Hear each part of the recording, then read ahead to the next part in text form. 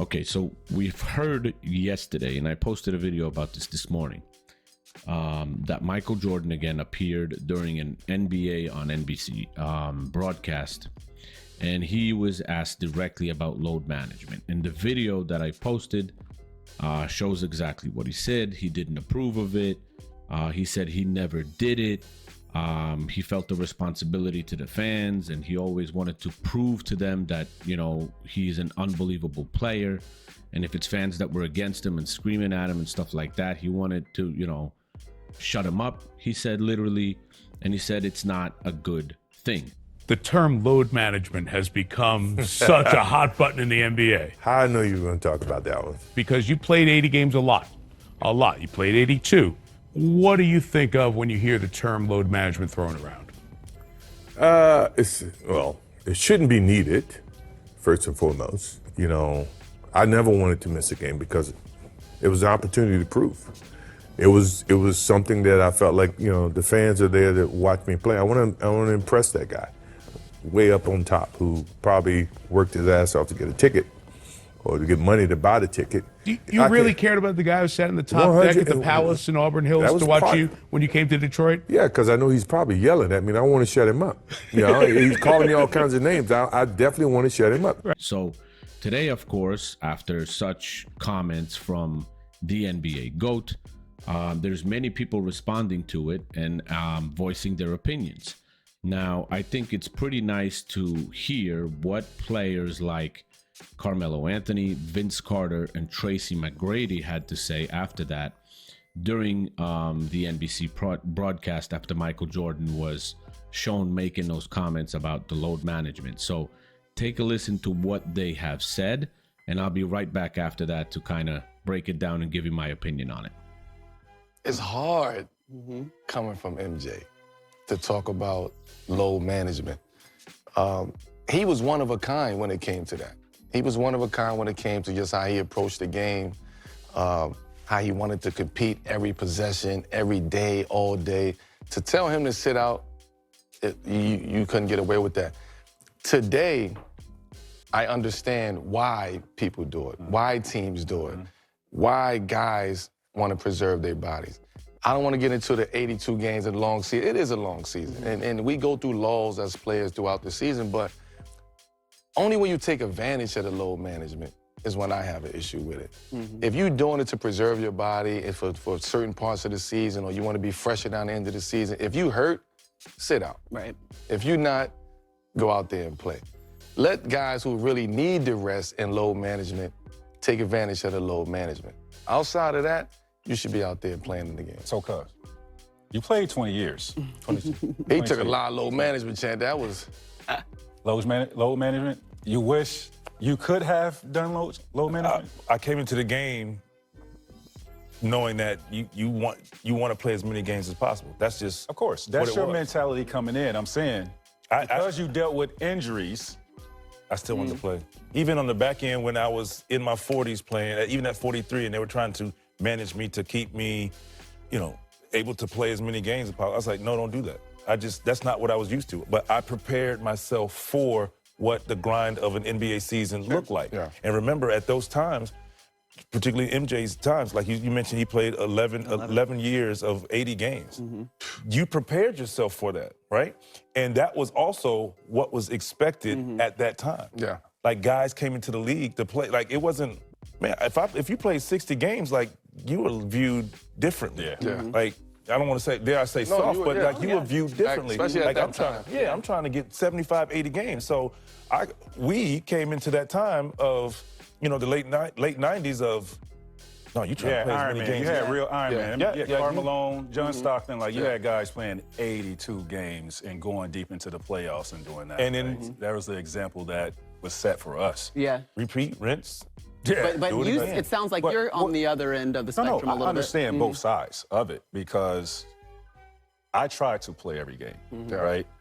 But then looking back on my career and now load management is in place, do I wish I had? Yeah, absolutely, because I wanted to be playing longer in my prime.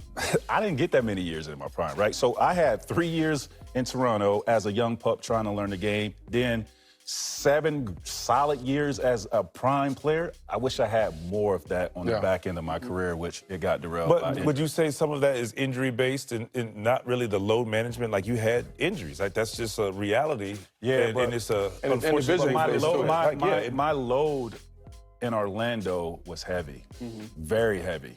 Right, I mean, being a teammate of Grant Hill, and we know, the situation with him. So if I'm playing, I'm playing. Yeah. Ain't no usage and trying to hold me back. Now, if I'm out there, I got to play. in the game. My thing, go ahead. Go. No, my thing is if that's the case, if you're trying to manage usage, pull that from somewhere else. Practice. Yeah. How you how you view that your time. Because remember, back in those days, we were practicing 3 hours, and training camps were different. So you saw these 3 superstars that we had in the NBA that ended their careers not too long ago, especially Melo and Vince Carter. Basically, Melo and Vince Carter agreed with Michael Jordan, and especially Vince Carter put this nicely because he said he came into the era that they expected you to play 70, 75 games. And if you played less than 70, 65 games, they looked at you different. And he said, it's not like you're weak. Yeah, it is. That's how they looked at you. That's the old school mentality that they had. Because yes, they played for money. Yes, they got paid millions of dollars as well. But they still really cared about basketball the most. They wanted to play the game. They wanted to beat the opponent. They wanted to prove the opponent and their fans wrong and just, come on top and stuff like that. Now, when you're looking at today's game, it's totally different. Then you got Carmelo Anthony, which during his comments, it was kind of, you could say both ways. But at the end, he said that if you're good to go, then you should play. There's no question, unless you're really not able to play. But even Michael Jordan said that during his comments, that if he wasn't literally physically to play, that would be the only occasion that he wouldn't play. He wouldn't just he wouldn't just not play to rest and take time off and relax and save his body for no reason. Right now, you got players that blame sciatica nerves to sit out a month and a half. You got players that tweak their ankle and they're out for 2 to 3 weeks. You got players that, have a headache and miss a week. I mean, it's ridiculous at this point. This NBA is ridiculous. And then you got Tracy McGrady, who stepped in, and I kind of understand his point of view, because out of those 3 guys, Tracy McGrady was the guy that really had injuries impact his career the most. And his prime was great. He was a great player. I mean, he himself said that he would be able to win championships with Shaq if he was, put in place of Kobe. I don't see it that way. McGrady was an unbelievable talent, unbelievable player. But mentality-wise, character-wise, he just was not at Kobe's level in that. Skill-wise, possibly. But then you got the mentality factor going in there, the character factor going in there, the total approach and, leading by example, all that stuff. I don't think Tracy McGrady had the same thing that Kobe Bryant had. And that's just my opinion. You might have a different opinion, but it is what it is. But overall, these 3 players seem to agree, but Tracy McGrady also mentions one great point, is he understands why players do it, because it's, if you can extend your career and play for money and stuff like that, that's what really matters right now. Not necessarily playing all the games and getting your career short and doing it that way, but it's the NBA and basketball, professional basketball, is more money and brand oriented now than just basketball. People used to play for the love of the game.